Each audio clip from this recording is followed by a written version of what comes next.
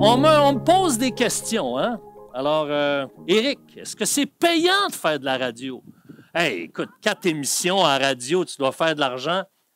C'est bénévole. Ça me coûte de l'argent parce qu'il faut que je dépense dans l'équipement et tout ça. Je le fais bénévolement. Ça prend de mon temps. C'est arrivé une saison où est-ce que j'ai été invité comme remplaçant sur une station spéciale. Ils me donnaient 50 $ pour 8 minutes, mais ça me prenait 4 heures de préparation. Ça, c'est les seules fois que j'ai reçu de l'argent pour ça. Oui. Oui, j'investis plutôt que je dépense. Tu as raison. Oui, merci de me corriger, mon frère. Merci. Il prend de l'âge, mais il est tout là. Donc, est-ce que c'est payant? Non, mais c'est un investissement. Puis, je pourrais dire c'est payant, savez-vous pourquoi? Parce qu'il y a plein de gens qui en profitent. Alors, pour moi, c'est payant. Alors, maintenant, on me pose aussi la question, est-ce que tu suis des couples en tant que coach?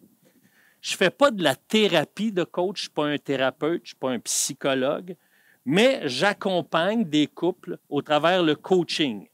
J'accompagne aussi des individus ou j'accompagne également des leaders ou des gens qui sont impliqués dans leur milieu de travail. Alors, c'est quoi la différence? Bien, un coach, c'est là pour clarifier les obstacles à la relation, identifier les zones à changer pour vivre une plus grande harmonie, par exemple, pour améliorer la qualité de vie, que ce soit à la maison ou au travail. Et donc, pour pouvoir agir de manière responsable par la suite et pour jouir des changements qui sont anticipés. Donc, on clarifie, on planifie, et moi, j'accompagne pour un certain temps pour s'assurer que le plan qui a été mis en place puisse tenir la route puis apporter les changements qui sont désirés. Alors, c'est un peu ça que je fais. Je le fais, je vous dirais, à 99% du temps. Ça se passe en ligne, en Zoom, et ça va très bien, ça va vraiment très bien. Alors, ces séances de coaching-là s'adressent autant aux chrétiens qu'aux non-chrétiens. Et à ce moment-là, tous les renseignements, si vous voulez en savoir plus ou faire connaître ce service-là, vous allez sur ericlantier.net et vous allez avoir tous les renseignements là-dessus. Alors, c'était mes réponses à vos questions. Maintenant, on poursuit dans la série « Exprimer la vérité dans l'amour » et j'aimerais vous raconter l'histoire du jardinier et des fleurs sensibles. OK? C'est une belle histoire. Parce que il était une fois un jardinier passionné qui s'appelait Thomas et qui prenait un grand soin. Il prenait vraiment soin de son jardin.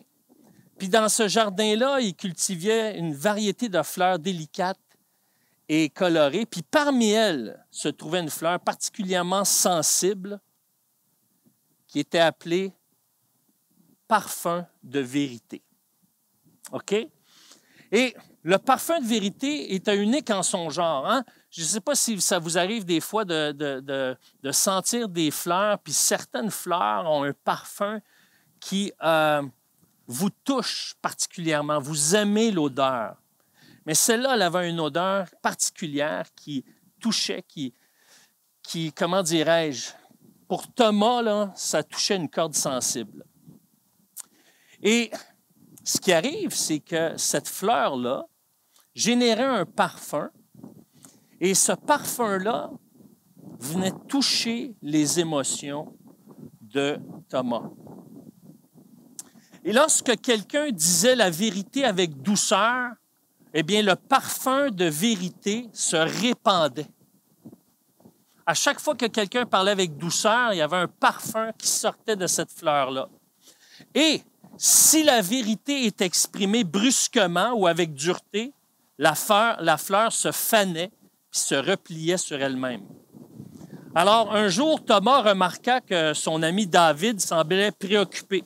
David avait quelque chose à lui dire, mais il était inquiet de la manière dont Thomas allait réagir. Alors, Thomas invite David à se promener dans le jardin où les fleurs s'épanouissaient paisiblement. Alors, ils ont marché parmi les fleurs Et David se sent inspiré, il sent la liberté de parler. Alors, il regarde la fleur qu'on appelle parfum de vérité, puis il commence doucement. Thomas, il y a quelque chose que je dois te dire. J'ai remarqué que parfois, lorsque tu travailles dans le jardin, tu négliges de tailler certaines parties des plantes, des fleurs qui sont dans le jardin. Et tu as tout ce qu'il faut pour améliorer la beauté de ce lieu, mais tu ne le fais pas d'une manière adéquate.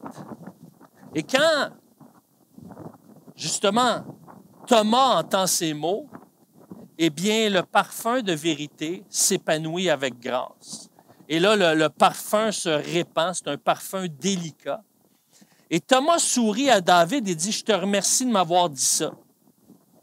Et je sais que tu le dis avec bienveillance, alors je vais considérer ce que tu dis, puis je vais tenter de m'améliorer. » Alors David et Thomas continuent à marcher dans le jardin et le parfum de vérité continue de briller dans toute sa splendeur. Et dans cette histoire, le parfum de vérité symbolise la réaction de la vérité exprimée avec douceur et respect. L'histoire nous montre comment David a choisi ses mots avec précaution, en exprimant sa vérité de manière sensible et en tenant compte des émotions de Thomas. En retour, Thomas a réagi positivement, pouvant ainsi exprimer la vérité en douceur, avec douceur, pour permettre à son interlocuteur de bien réagir à son tour puis de préserver la relation. Alors, dire la vérité avec amour, c'est ce qu'on a vu tout au long de cette série au travers la lettre de Paul à Philémon. On a vu dans les premières communications un homme blessé que Paul a abordé avec délicatesse. Et on a vu également comment Paul s'est pris pour faire passer le morceau. On l'a vu en se responsabilisant en tant que demandeur, puis en formulant sa demande de façon concise. Maintenant, on va voir qu'il va le faire en mettant en lumière son interlocuteur. Oh, ça fesse. Oui. Pour ceux qui sont en ligne, c'est parce qu'il y a quelque chose qui a tombé avec le vent. Alors, maintenant, on va voir qu'il va le faire en mettant en lumière son interlocuteur avec douceur au travers les versets 19 et 20 de la lettre à Philémon. Alors, j'aimerais ça qu'on puisse prier, s'il vous plaît, avant de lire le passage. Seigneur, merci pour ta parole qui est la vérité. Merci pour chaque personne ici, que tu puisses parler à nos cœurs et que tu puisses enlever tout fardeau. Parce que tu dis, lorsqu'on vient à toi, lorsqu'on est fatigué et chargé, tu vas donner du repos pour nos âmes au travers de tes instructions. Et on ne veut pas que ce qu'on entend ajoute un fardeau, mais qu'en venant à toi avec ce qu'on a reçu, tu puisses nous libérer et nous montrer cette voie qui est la tienne, parce que tu nous portes, tu nous accompagnes, tu nous soutiens dans tout ce parcours de vie et particulièrement dans notre relation de couple. Alors, merci pour ton soutien, merci de parler à nos cœurs et merci qu'on puisse entendre ces paroles au travers l'esprit de l'Évangile. Je te le demande dans le nom de Jésus. Amen. Amen. Philémon 1, 19 et 20. Moi, Paul, je l'écris de ma propre main. Je te rembourserai sans vouloir te rappeler que toi-même aussi, tu as une dette envers moi, c'est toi-même. Oui, frère, rends-moi ce service dans le Seigneur, tranquillise mon cœur en Christ. Dans ce passage, Paul utilise un ton empreint de respect et de subtilité. Et en exprimant son intention de rembourser personnellement toute dette qu'Onésime aurait envers Philémon, Paul montre une préoccupation sincère pour la réconciliation et le bien-être de Philémon. Alors, le fait qu'il dise, qu'il écrive de sa propre main, eh bien, ça démontre qu'il s'engage formellement à le faire. C'est pas juste une parole en l'air, tu sais. « Hey, combien je te dois? » Non, tu me dois rien. OK, c'est correct. C'est pas dans cet esprit-là. Il le fait en disant, je t'écris de ma propre main en voulant dire, je m'engage. Je te le dis. S'il te doit quelque chose, c'est écrit sur papier, ça va être lu devant l'Église, je suis prêt à payer. C'est vrai, c'est du solide, c'est du rock. Alors, ce n'est pas une promesse en l'air. Ensuite, dans la deuxième partie du verset 19, Paul met en lumière le fait que si Philémon ne relâche pas la dette qu'Onésime a contractée, il doit se rappeler qu'il en doit une à l'apôtre Paul. En d'autres mots, vous savez, cette parabole là, du gars qui est libéré d'une super grosse dette, puis il se retourne vers l'autre qui doit une poignée de change, puis il veut le mettre en prison.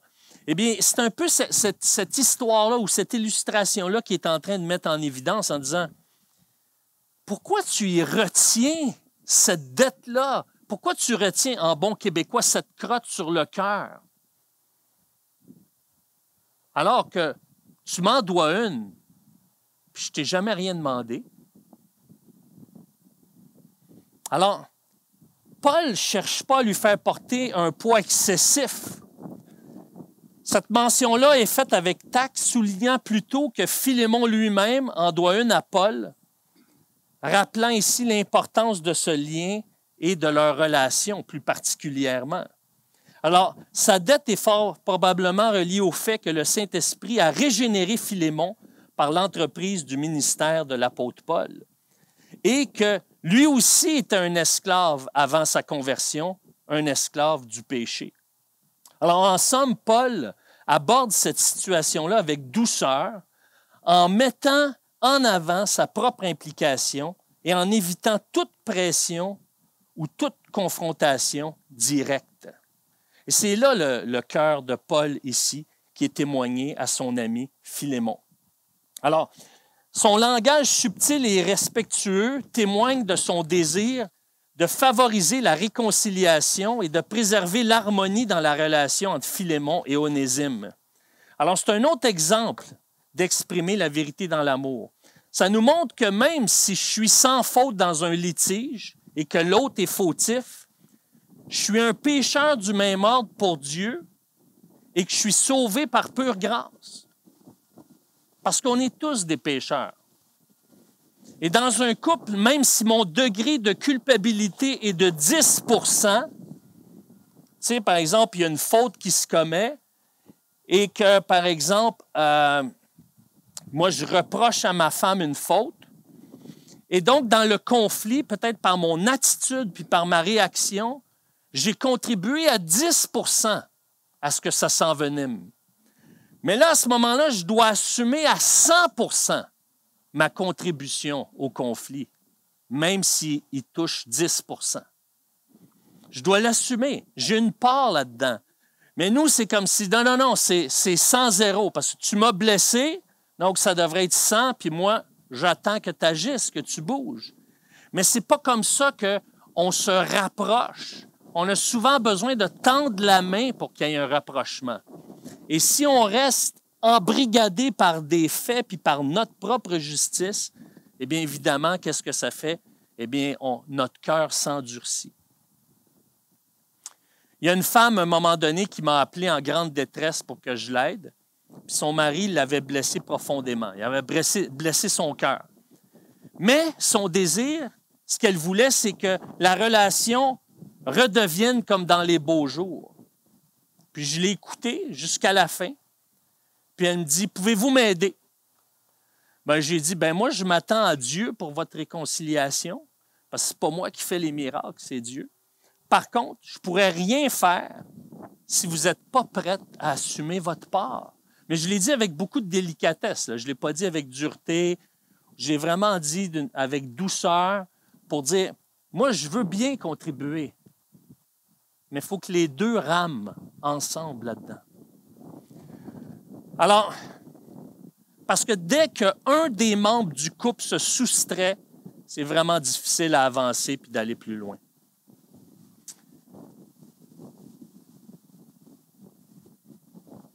Je ne dis pas qu'on ne doit pas prendre soin de la victime, parce qu'il y a des gens qui sont victimes, profondément blessés, surtout quand il y a eu de la violence verbale, psychologique, économique ou même physique. Mais ce que je dis, c'est que dans le processus des éléments, il faut considérer chaque avenue pour amener une restauration durable et profonde.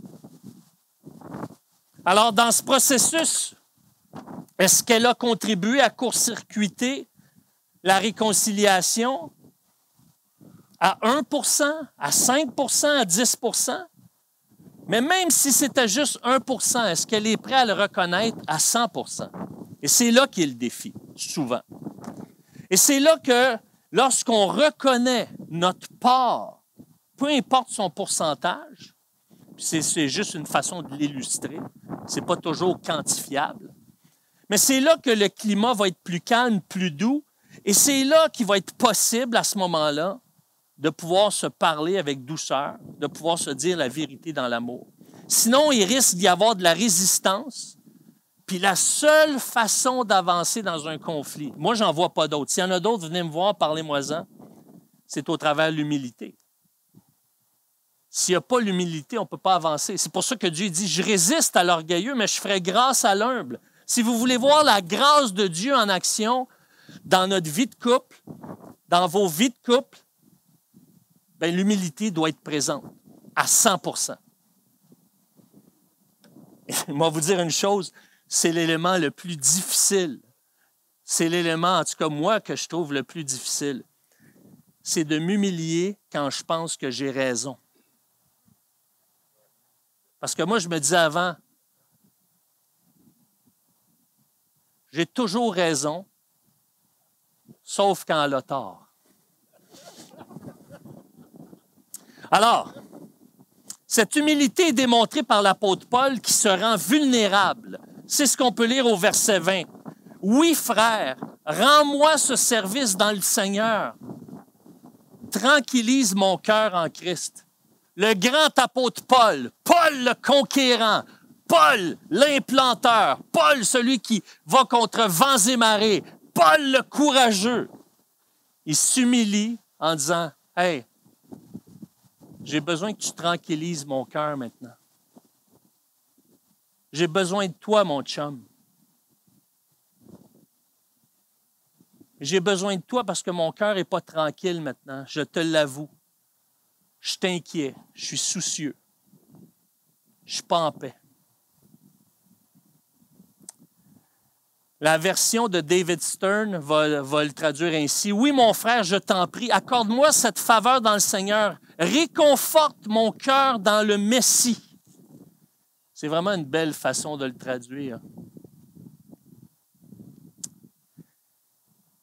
La version Tob traduit la fin du verset comme suit. « Donne à mon cœur son réconfort en Christ. » André Chouraki traduit le dernier segment de ce verset de cette façon. « Apaise mes entrailles dans le Messie. » Et la parole de vie comme ceci. « Rassure-moi au nom du Christ. » Voyez-vous, tranquillise, apaise, rassure, réconforte.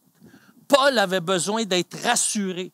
Il s'humilie en disant, « J'ai besoin d'être rassuré ici. » Ici, c'est le point culminant où Paul n'a pas honte et n'a pas peur de se montrer vulnérable publiquement. Parce que ce n'est pas juste une conversation intime, c'est une lettre qui va être lue à toute l'Église. Et c'est un homme.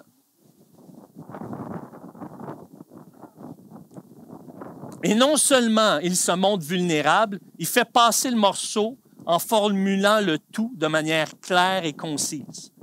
Paul lui dit, « Philémon, je te demande une faveur. En d'autres mots, tu n'es pas obligé de me le rendre, mais sache que ça va faire du bien à mon âme. Ça va la tranquilliser, ça va l'apaiser. » Paul veut être rassuré.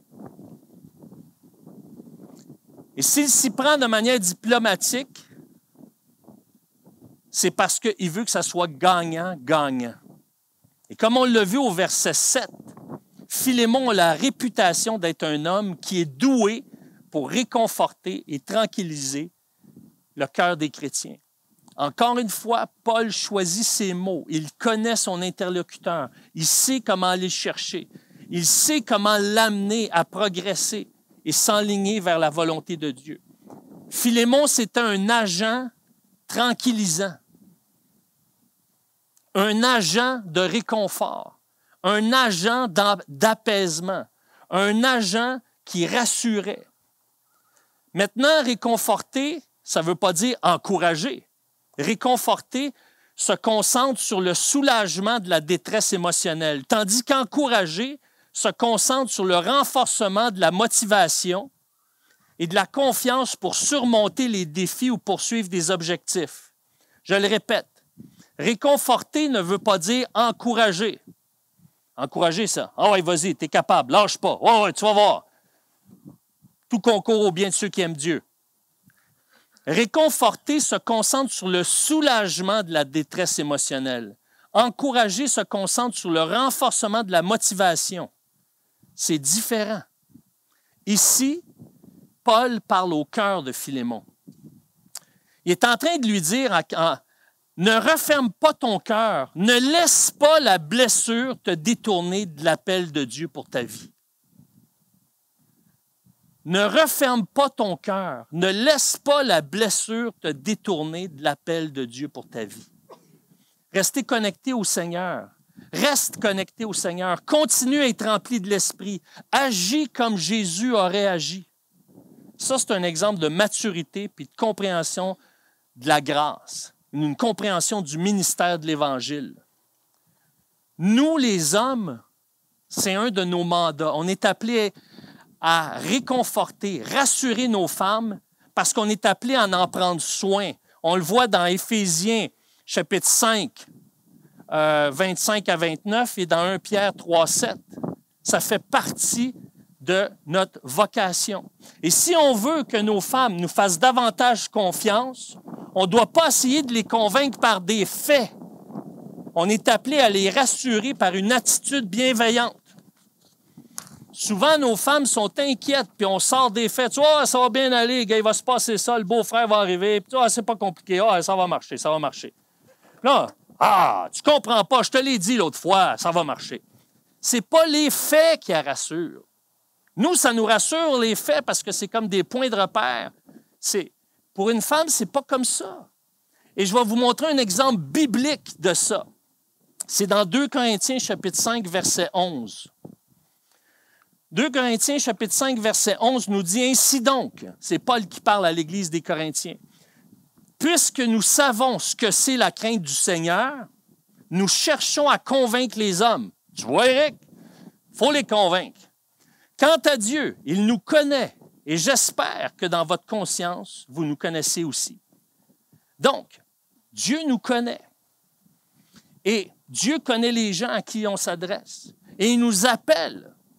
Lorsqu'on connaît la crainte du Seigneur, lorsqu'on est révérencieux devant Dieu, eh bien, on est appelé à convaincre par la vérité les gens autour de nous, que ce soit pour leur conversion, que ce soit pour marcher dans la voie de Christ. Maintenant, parole de vie, comment il le traduit?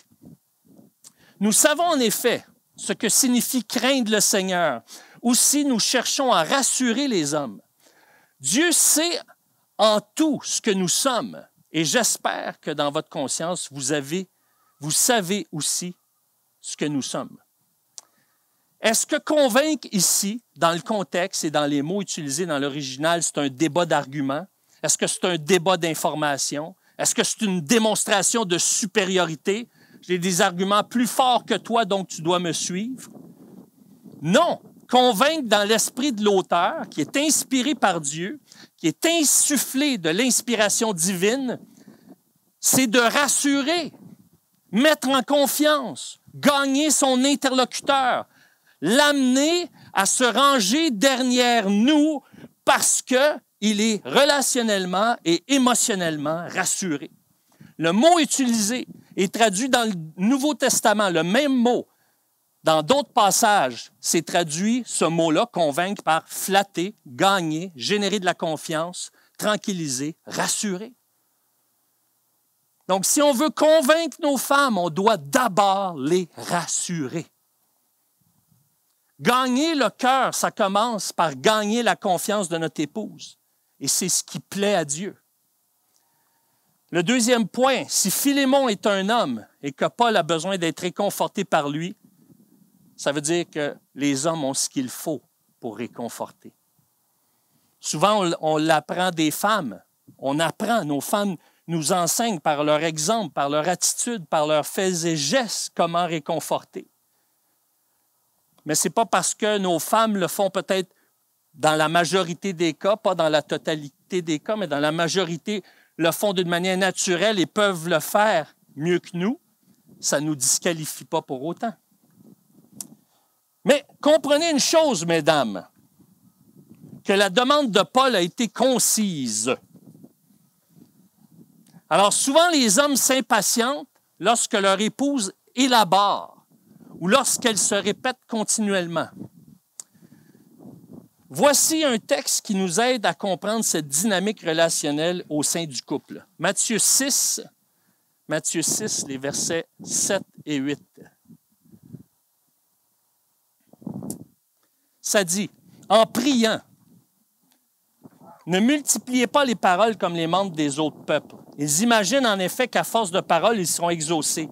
Ne les imitez pas, car votre Père sait de quoi vous avez besoin avant que vous lui demandiez. » 3 choses ici.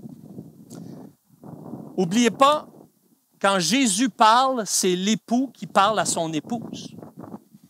Fait que l'époux, il dit, tu n'as pas besoin de multiplier tes paroles. Oui, je veux que tu me parles. Oui, je veux que mais tu n'as pas besoin de répéter continuellement. Tu peux parler sans arrêt, mais ce n'est pas nécessaire de répéter puis de répéter. La femme ne doit pas se gêner de parler, mais elle doit comprendre aussi, sur un plan humain, les limites de son mari. Messieurs, et là, ce n'est pas vrai dans tous les cas, c'est une règle générale, plus une femme parle, plus elle est stressée, ou plus elle a l'impression que vous ne comprenez pas ce qu'elle tente de vous dire. Donc, quand l'époux discerne le besoin et lui fait savoir qu'il a compris ce besoin, une femme n'a plus besoin de répéter. Ici, l'époux dit à son épouse qu'elle n'a pas besoin de répéter et répéter les mêmes choses parce que l'époux vient de la rassurer, vient de lui faire sentir qu'il a capté son besoin parce qu'il est relié affectivement et émotionnellement avec elle. Car votre Père sait de quoi vous avez besoin. Fait que ça va dans les deux sens. Si je veux que ma femme se répète moins, je dois apprendre à cerner son besoin émotionnel. Lorsqu'on comprend les différences entre les hommes et les femmes, on augmente notre niveau d'harmonie conjugale. Et pour augmenter le niveau d'harmonie et surtout pour exprimer la vérité dans l'amour, on a intérêt à comprendre le plan créationnel de Dieu. L'homme et la femme sont créés de manière différente. OK?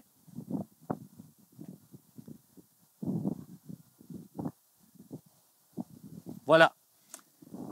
Comme on le voit dans Genèse 1, 26 et 27 et dans Genèse 9, 6, il a créé l'homme et la femme à son image et à sa ressemblance. On voit ça également dans Genèse 5, 1 et 2. Alors, la masculinité et la féminité est un reflet de Dieu. Toute la création a existé ou est venue au monde, si on veut, par la parole de Dieu. Dieu dit que la lumière soit, la lumière fut. De son côté, Adam a été créé par le souffle de sa bouche. Donc, c'est pour ça qu'on doit séparer la zoologie de l'anthropologie, parce que tout ce qui a été créé, que ce soit la flore ou la faune, eh bien, ça a été créé par la parole de Dieu. Et quand on dit que l'être humain est un animal intelligent, c'est faux, parce que la faune a été créée par la parole de Dieu, alors qu'Adam a été créé par le souffle de Dieu au travers la terre. De son côté, Adam a été créé par le souffle de sa bouche, le souffle de la bouche de Dieu, et la femme de la côte d'Adam. Donc, voyez-vous, ils ont été créés différents et de manière différente. Dieu renforce les disparités entre hommes et femmes. Et l'homme, donc la femme, a été tirée du côté d'Adam, pas du pied pour l'écraser, pas de la main pour la manipuler, pas de la tête pour la raisonner, mais de la côte, parce qu'elle fait partie de lui. Elle est son vis-à-vis, la côte qui est près du cœur. L'humanité a préséance sur le reste de la création. D'une part, parce qu'auparavant, la création de l'humanité a été identifiée par Dieu comme étant bon. Quand Dieu a créé, quand Dieu a installé toutes choses, il a dit que c'était bon. On voit dans Genèse 1:10, 1:12, 1:18, etc. Et une fois que l'homme et la femme eurent été créés, il ne dit pas que c'était bon, il dit que c'était très bon. Il y a une suprématie. Donc, si parfois on doit choisir entre l'être humain ou la flore et la faune, l'être humain a une valeur supérieure aux yeux de Dieu.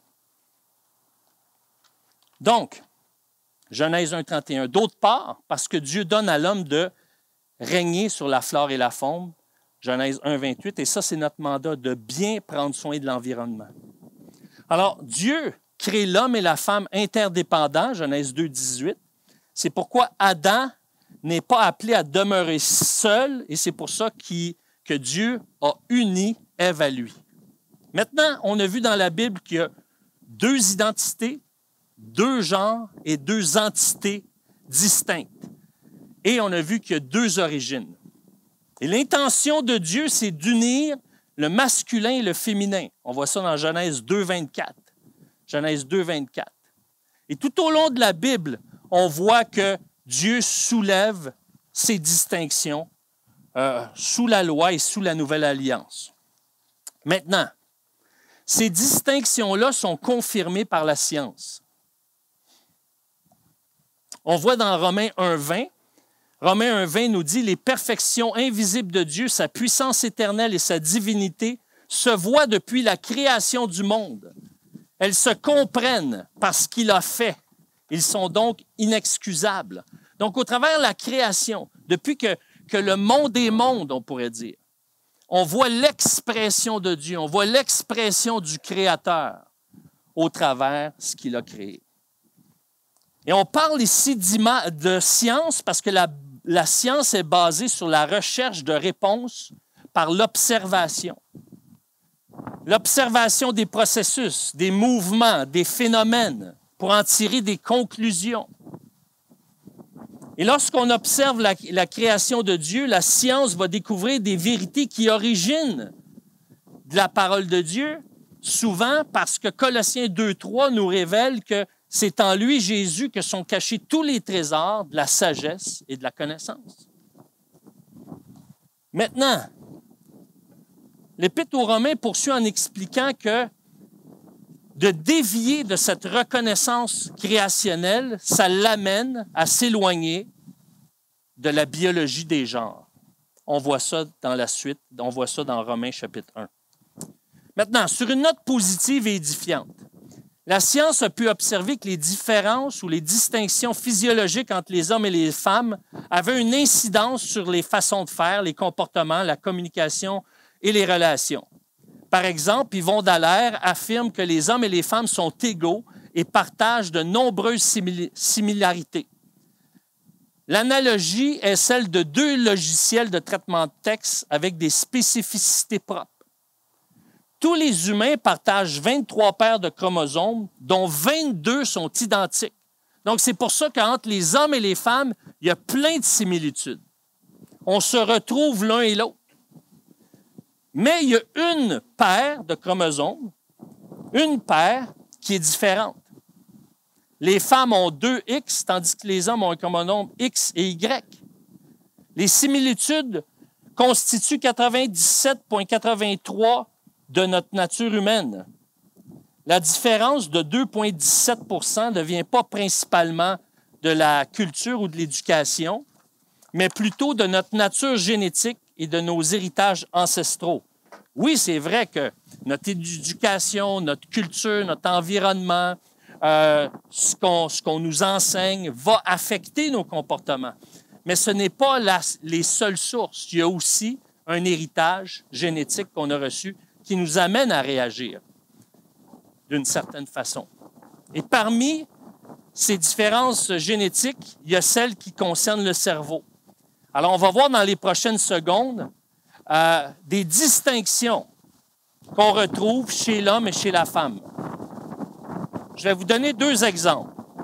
Tout d'abord, pourquoi les hommes préfèrent-ils, règle générale, encore une fois, c'est une généralité, ça ne s'applique pas dans tous les cas, ce n'est pas à 100% vrai, ça s'applique dans la majorité des cas.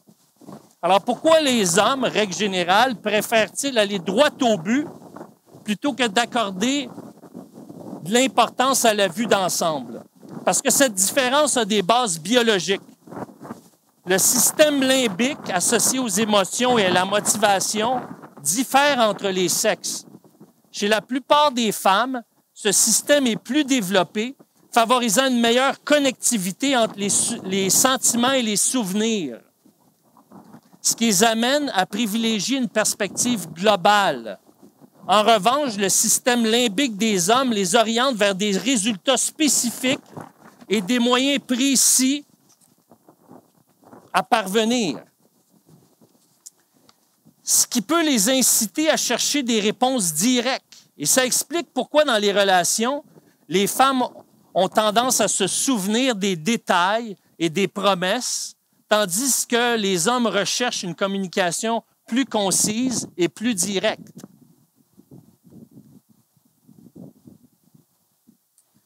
Maintenant, pourquoi les hommes et les femmes prennent des décisions plus rapides ou plus impulsivement? OK? Encore une fois, on parle de généralité. Ces différences peuvent être attribuées aux caractéristiques du lobe pariétal inférieur du cerveau. On va l'appeler le LPI pour faire ça plus vite. C'est appelé aussi la zone de Geschwind. Le LPI est divisé en côté gauche et droite avec des fonctions distinctes. Le côté gauche du LPI, qui est généralement plus développé chez les hommes, est lié à la résolution de problèmes, tandis que le côté droit est plus grand chez les femmes et lié aux émotions et à l'intuition. En conséquence, les hommes ont tendance à être plus attirés par la résolution de problèmes rapides, tandis que les femmes ont tendance à rechercher une compréhension approfondie avant de prendre une décision. Alors, c'est pour ça, des fois, messieurs, que nos femmes peuvent être hésitantes si on met trop de pression et on ne leur laisse pas le temps de réfléchir. C'est pour ça aussi que des femmes changeront pas d'idée, mais vont changer leur perspective. « Oui, mais tu as dit que c'était correct l'autre fois. » Mais c'est parce qu'on ne leur a pas laissé le temps de mûrir la situation, de faire le tour du jardin, et là, pour qu'elle arrive à un moment de paix et de sérénité. Donc, ça veut dire que les hommes doivent être patients et à l'écoute. De plus, les femmes ont une facilité accrue à se connecter à leur LPI, ce qui explique leur tendance à se souvenir du passé, même si ça a été réglé.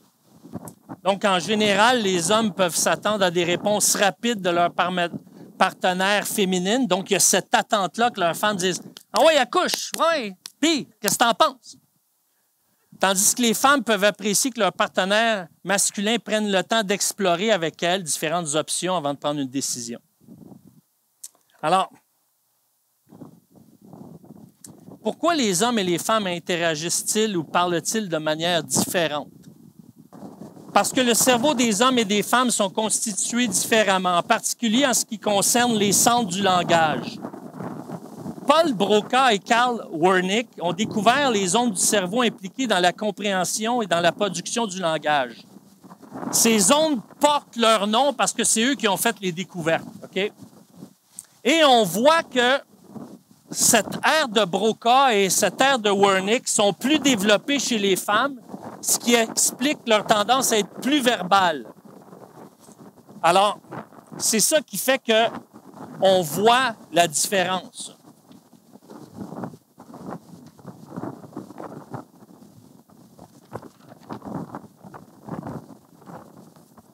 Alors, ça peut se refléter dans leur communication au quotidien, bien que sur le travail, les hommes peuvent être plus verbomoteurs en raison de l'activation de leur centre du langage lors de résolution de problèmes.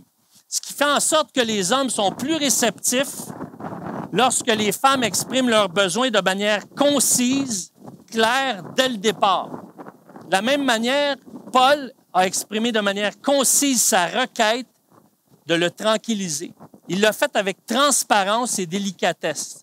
En fait, en demandant à Philémon de tranquilliser son cœur en Christ, Paul révèle ainsi sa préoccupation pour le bien-être émotionnel et l'équilibre de Philémon.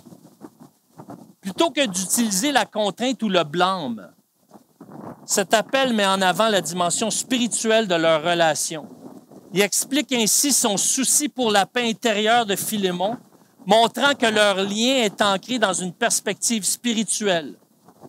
En concluant par un appel affectueux à Philémon en tant que frère. Alors, Paul insiste sur leur relation en Christ et fait appel à la compassion et la bienveillance de Philémon. Mais Paul va rappeler néanmoins un fait à Philémon.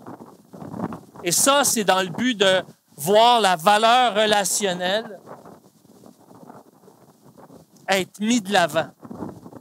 Paul voit que la valeur relationnelle est plus importante que les remontrances. Paul n'est pas dans une optique de remontrance. Il est là pour gagner des relations. Certes, Philémon n'a jamais volé Paul, mais il doit sa vie à l'apôtre Paul. De la même manière, en tant que pécheur, je dois ma vie à Jésus-Christ. Je ne suis pas sauvé parce que je suis bon, attachant ou que je suis devenu une bonne personne, une bonne aubaine pour Dieu. Christ m'a sauvé par pure grâce, sans aucun mérite de ma part. Et c'est pour ça qu'ici, Paul est en train de le ramener à l'essentiel. Philémon, pourquoi tu gardes justement une colère contre Onésime alors que Christ, lui, a subi toute la colère du Père pour que tu n'ailles pas à porter cette colère-là? Pourquoi toi, tu la gardes, cette colère? Alors que Dieu lui-même a voulu être libéré de cette colère-là, humainement parlant, évidemment, en réglant cette colère-là une fois pour toutes, en la faisant porter sur Jésus-Christ. Et c'est pour ça que demain matin, on va voir comment il a réussi à faire digérer le morceau et il l'a fait en comptant sur la collaboration de son partenaire. Et demain soir, je garde le meilleur pour la fin. Vous ne voulez pas manquer ça vendredi soir, ce que je vais apporter. Alors, je vous en parlerai un petit peu plus demain matin et je garde le meilleur pour le soir. Donc, ici, on voit vraiment que les différences entre les hommes et les femmes jouent dans la communication, mais au-delà de ça, même si on comprend de plus en plus les différences entre les hommes et les femmes, l'élément central qui va faire toute la différence, c'est d'entrer humblement, avec humilité, dans nos zones de vulnérabilité, pas en cherchant qui est le plus coupable, mais en cherchant à retrouver la voie de la réconciliation, la voie de la paix, pour retrouver cet esprit d'être une seule chair à nouveau et retrouver cette joie qui nous animait avant le conflit et particulièrement au début de notre relation. Prions, s'il vous plaît. Seigneur, merci pour ta parole qui est la vérité. Merci pour tout ce que tu accomplis. Merci pour ta présence et merci parce que tu veux nous faire du bien. Et j'en suis tellement reconnaissant parce que tu veux la paix de notre âme. Tu veux le repos de notre âme. Tu veux nous rassurer, Seigneur, chacun de nous. Tu veux rassurer ton épouse. Et tu l'as fait au travers tes promesses. Tu l'as fait au travers l'action de ton Saint-Esprit. Tu le fais au travers la démonstration de puissance de ton Évangile. Tu le fais au travers le pardon, la guérison, la réconciliation. Et on te remercie grandement dans le nom de Jésus. Amen. Amen.